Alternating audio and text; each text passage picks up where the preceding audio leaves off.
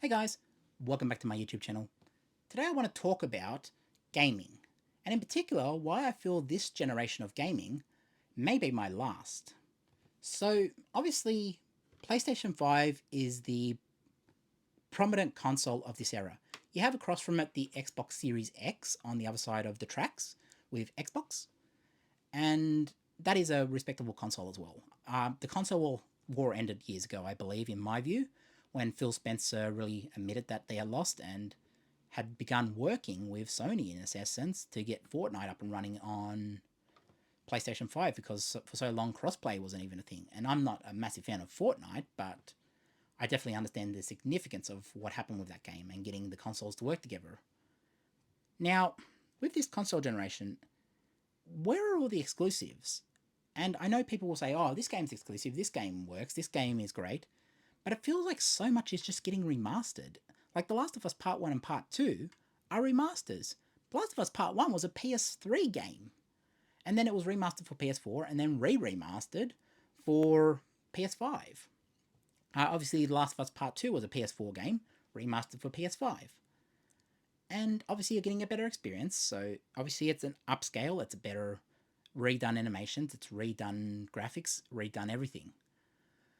But there is a certain point where I just start feeling like there's nothing to play on this thing because it's like, yes, I've experienced The Last of Us. Like, I played this in the PlayStation. I experienced it for the first time in the PlayStation 4 generation. And I want something new. I want something. I want a new IP. I want to experience something. Like, if Cyberpunk, I think Cyberpunk has been fixed now, but after the fallout of what they released, it meant a lot of gamers are not going to check it out. And it feels like it's kind of like, as much as they patch it up now, it'll never truly get free of that stigma. But going back to the console, why do I feel like I'll retire with this one? The reason is I'm starting to go back to older generations, like the PlayStation 2. Look at the release date of the PlayStation 2.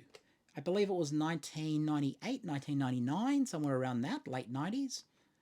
And by about 4 years in, this is about 4 years old now, the PS5. This had a huge content library. Like, this had a huge exclusivity library. Compared to stuff like, obviously, the Xbox didn't exist at the time. You had something across from it, the Nintendo 64, but there was always something to play on PlayStation 2, and that's what I loved about it. And also, you had a DVD player built in, so it felt like you were getting your money's worth, because if you didn't want to play a game, you still had a DVD, an affordable DVD player. And obviously, there's a UHD disk drive in my PlayStation here. This is the disk drive one. This is one of the older versions. But obviously, at the end of the day, I am not buying it for the disk drive. I'm buying it to play games. And it feels like there's almost nothing to play on it. And that's not for everyone. I'm just talking about my own personal preference for games. I mean, obviously, people might say, oh, the new Call of Duty might be on it or whatever. I was never big into Call of Duty. I was more into games like a Minecraft or games like a Last of Us or games like Life is Strange or something like that. You know, it's Heavy Rain. Like, I was fans of all these games. And so much of that, none of these games are really making appearances. All these IPs of Sony and IPs that were big identity shaping names of PlayStation are no longer getting developed.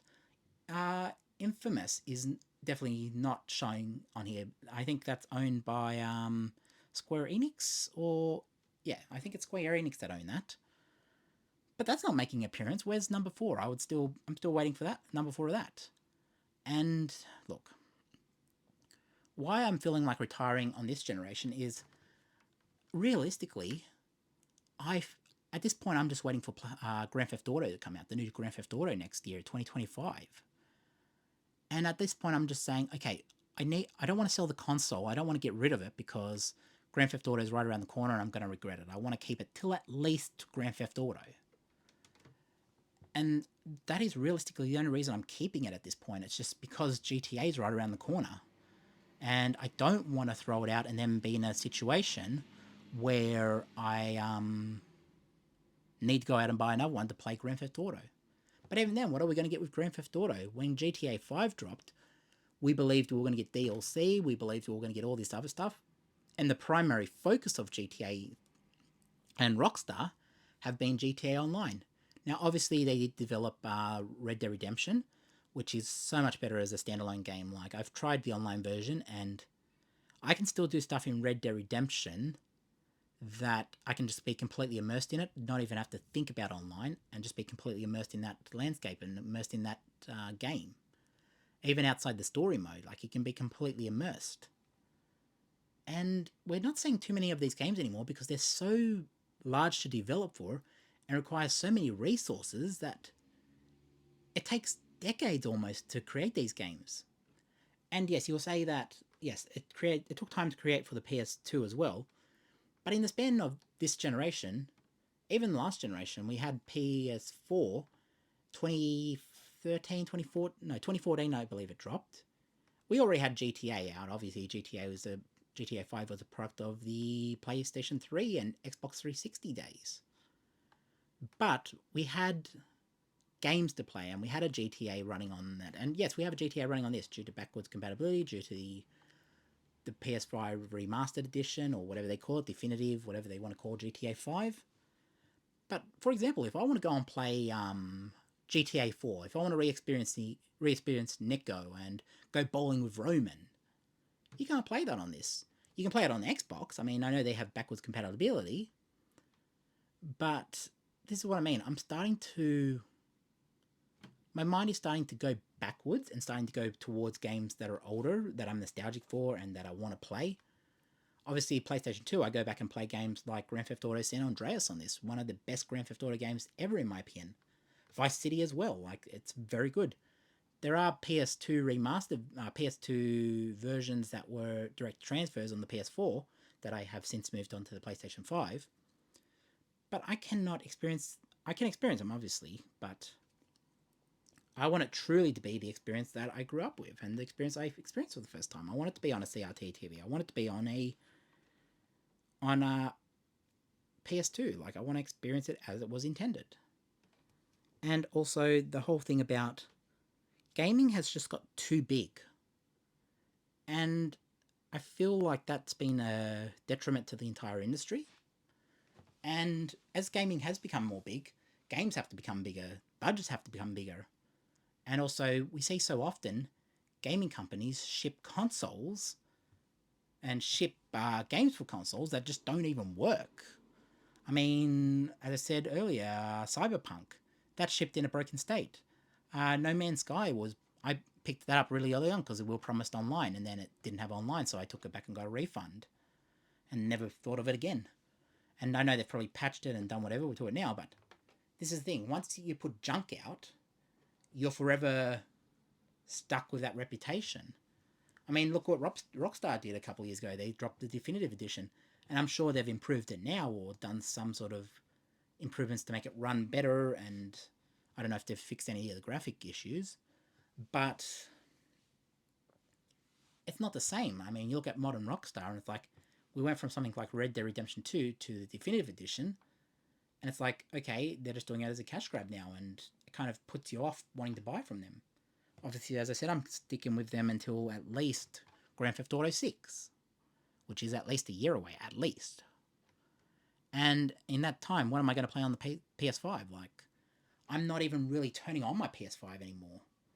To me, it's there. It's definitely good to have on next to my TV. I'll still turn it on if I want to play Minecraft or something, or, you know. And I prefer the PS4 version of Minecraft. I don't like the version where we play now. There was a dedicated version for PS4. It's still available. It's a sub-menu in the game they have out now because Microsoft have made it more in line with the Xbox version. But the PS4 edition was actually really good, and I preferred that version. But we're in an era now where gaming has just become too complicated. And look, when I talk about gaming, it's because I love it. But I feel so much more that for true gamers, what are we going to get next generation? I watched a video last night and it said the PS5 only has 12 real exclusive, half of which aren't even out yet. So we have 12 exclusive games for the PS5, and half of them aren't even out or they are still in active development. So we really, we're at a point now where I feel like the next generation is just going to be one game per console, and our consoles aren't even really going to be a thing. I mean, think about it this way. If you had to choose between, this was $750 when I first bought it. I got it when it was still $750. Obviously, it may have went up a bit since then. It may have went down a bit since then. But I picked this up when it was still $750 Australian. And I don't feel I've got my money out of it yet. I don't feel like I've got my money's worth. I feel like it's kind of like a phone-in job. I feel like it's just kind of like, we'll deliver the games later on. Like, until then, we'll just give you a few remasters and you'll be happy with that. We'll give you one Spider-Man game and then you'll just wait for another 10 years before the next one. And it just feels like, okay, I guess Wolverine is coming. I guess GTA's on the horizon. But it's like, I don't care about remasters, and I want to experience them the way they were. If I was going to play The Last of Us, I would go back to the PS3 days and try to experience it that way. Obviously, I first experienced it on the PS4. The remaster was actually really decent for that. But I'm a preservationist, and I prefer to preserve the games as they were originally intended. So, when I talk about PlayStation 5 being my last generation, I truly believe it. I'm not just saying that as like a clickbait sort of title. I'm not saying that to just get likes or whatever. I'm not saying that to create controversy. It just feels like the console war has ended. Xbox are focusing on the streaming service now. The console's definitely in their lineup, but that's because there's not hardware capable enough to run Game Pass at its full resolution or at its full potential. So they really have to build the hardware to play those games. Same with PlayStation. I mean, look, PlayStation are the leader in the space at the moment. They have won the console war, as Phil Spencer admitted in the FCC documents for Game Pass and buying Activision. PlayStation have won the console war. You wouldn't know it to look at the catalogue of games. You wouldn't know it. But they have won it, apparently. And we're in this weird state now where gaming is just so hard to develop for that we may get one game a year to play. By comparison, when PS2 was at its heyday, we had thousands of games to choose from. A game almost every other week was releasing on this thing, or every other month. And now it just feels like we're just not even at a point where we deserve a game a month, let alone a year. So, yeah, I feel like I'm going to retire with this generation. I may be wrong. Maybe they do something in the next generation that's like, okay, they were all saving it all for the PlayStation 6. Maybe I feel differently. But I just feel like, you know what? PS5 is a failure. And it's not a failure, don't get me wrong.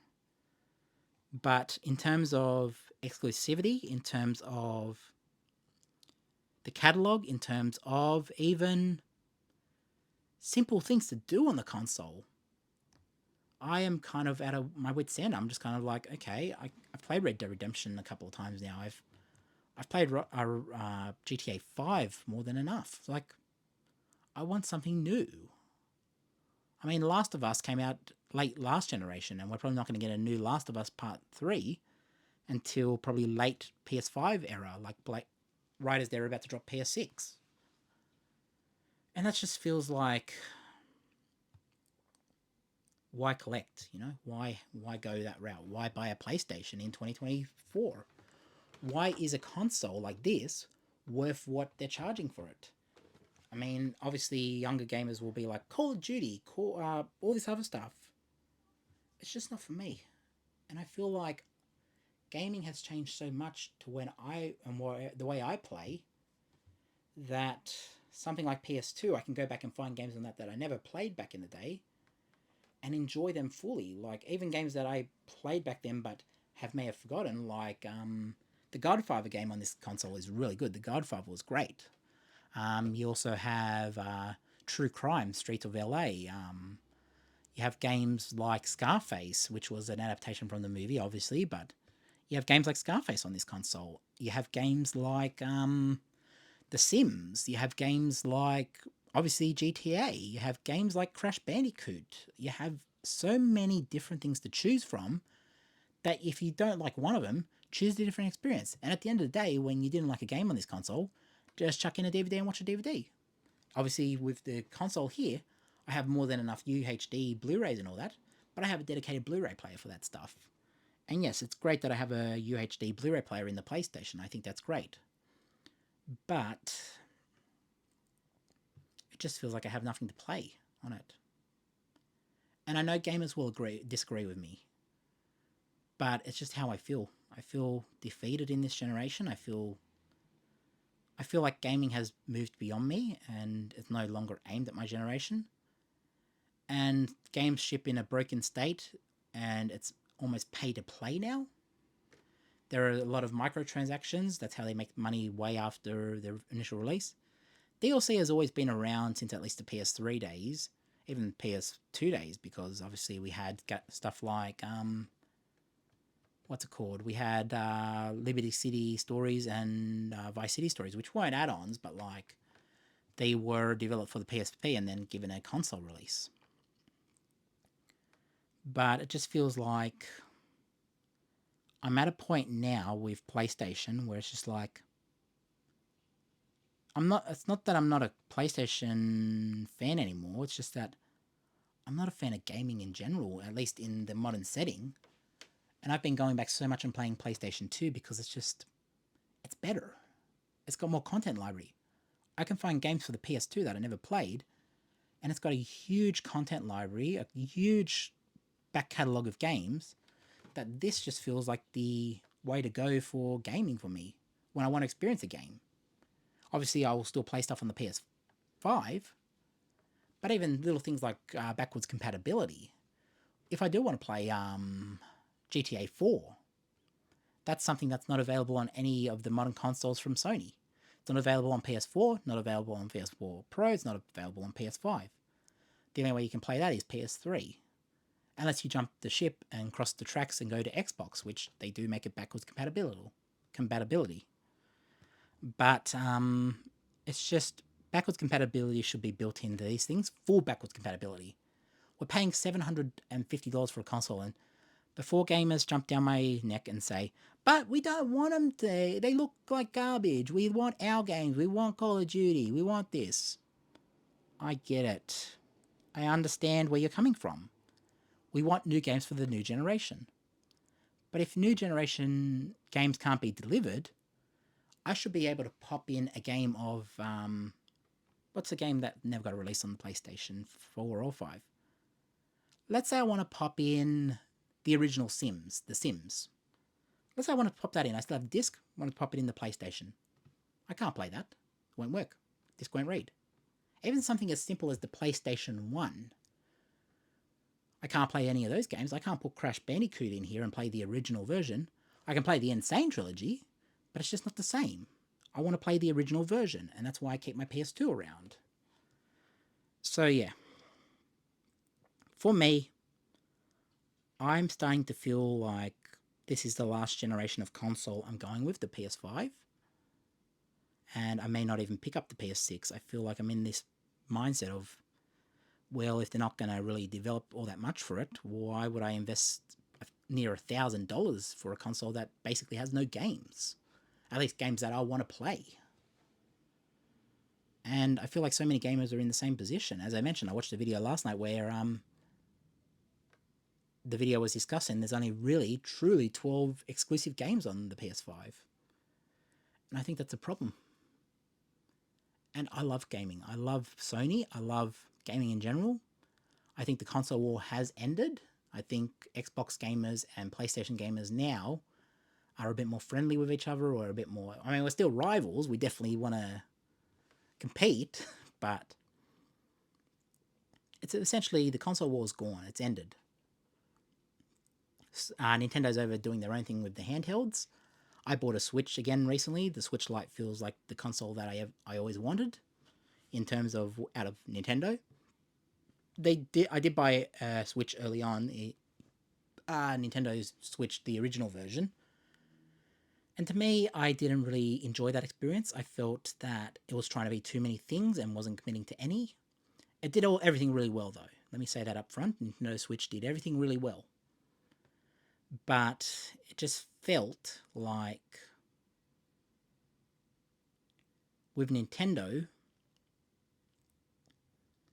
until they did the Switch Lite for me, it felt like, okay, why would I put it on a TV when I got a console like the PlayStation 5, or if you had an Xbox, if you had an Xbox across from it, why would you choose 720p over 4K? And yes, Mario content library content is king. Nintendo understands this, and this is why they really haven't engaged in a console war, at least since the Sega Nintendo wars. But yeah, I just feel like with PS5, this is kind of the last of it for me. I mean, I'm kind of at this point now where I'm just like, I don't care. I don't care what Sony come out with. I don't care what they do. It's like, yes, I might check out Wolverine when it comes out. I really liked Spider-Man too. I like the Spider-Man games. I definitely still try to give it a benefit of the doubt, but it feels like we're getting one of these games once every 2-3 years rather than keeping you engaged. And yes, they do DLC. Like, I know there's a DLC for Horizon out there now, but I just don't care. I know I've played Horizon through. I completed the game. I got all the trophies, and now they put a DLC out, and I guess it's something to play, but it's like it's an add-on. It's not an actual standalone game. So I'll play that for what 2-3 hours and then be done with it, and then go back to being bored again. But yeah, if you feel the same way, give me a like, subscribe, and leave a comment, because I want to hear what you guys have to say about gaming. Because as I said, I feel so defeated in this generation. And in terms of where I'm going to go, I don't know if I'm going to go forward with the next generation. I think PS6, after PS5, PS6, I don't even know if I'm going to pick it up, to be honest. I mean, I'll probably just go back. I'll go and find a backwards compatible PS3 and just play that and play the back catalogue of PS2, PS1. I'll go backwards and just play what I want to. I've got a Nintendo 64. I've got a back catalogue of Nintendo 64 games I can play on that. I've got I want to pick up a Sega Genesis at some point, which is the Mega Drive 2 in Australia. I want to pick that up at some point. I want to pick up I would even be open to the idea of picking up the Atari that just got released, the one where you can put cartridges into it. I'm open to that, but obviously Atari, I grew up on Atari. That was my first console. My sister had one, and I used my sister's console, obviously, as you do. But stuff like that, even the Game Boy, like I would go back and play the Game Boy. Now, Game Boy games are available on the Switch, but you got to have a subscription. You don't even get the games you want. Super Mario Land isn't on the subscription. It's like they're pretty much giving you what they want you to play, and it's like I want to choose what I want to play. I want to experience what I want to play. I want it to be available what I want to play at a moment when I want to play it. So much of my Blu-ray collection behind me is collected because I want it available at second's notice. And while most of it's available on streaming, and I've spent way too much on that, it is still love of the format and love of wanting to be part of the community and having this experience behind me. It's like I'm going to get back into collecting PS2 games really for the covers. I have a huge catalogue of discs because when I was wrapping up that generation, I put it all down into binders and threw away the covers. And obviously now, 20 years after the fact, or whatever, 10 years, whenever I put them all in the binders, now obviously they've all went up in cost. Obviously it's a lot more of a collector market, but back in the day, we never knew these things were going to be collector's items. We never knew there was going to be a resurgence in PS2 because we always looked forward. And now that we start to look back, we're like, PS2 was actually really good. Same with the PS3. Some people say PS3 is the best console of all time. My friend definitely says it. I've had the arguments of I think PS2 is better, but there is a debate between nobody is saying PS5 is the best of all time. It's like, yes, in terms of sheer power, it's the best of all time at this point. But in terms of catalog, how do you claim it to be the best of all time without the catalogue of games.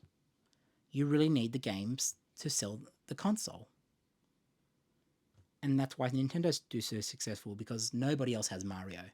They only exist on Nintendo consoles. You can only experience Super Mario and Zelda and all these other games on Nintendo. Xbox now are starting to learn this, but Xbox have a different strategy with trying to become the Netflix of gaming with Game Pass. And it feels like Sony is stuck in the era of 2002, 2003, where they don't want to share, they don't want to do crossplay, they don't want to do any of this, they don't want to do backwards compatibility. Something that revolutionized backwards compatibility, like the PS2 full backwards compatibility, hasn't been around really. Sony, haven't really done backwards compatibility since 2007, 2008 in the original PlayStation 3. And that's a problem. And that's where I'm going to end this video, because I've ranted on for 25 minutes. And I'm grateful if you've watched this far. Chuck a like, subscribe, and a comment. I always read the comments. And yeah, do you feel the same way about gaming? Do you feel like this generation has lived up to its potential? Why don't you feel it's lived up to its potential? Tell me in the comments. I love reading your guys' comments, and I will catch you in the next one, because it's went for 26 minutes so far. So if you enjoyed what you saw, leave a comment, like, subscribe, and I thank you so much for watching the entire video, and I will catch you in the next one. Peace out.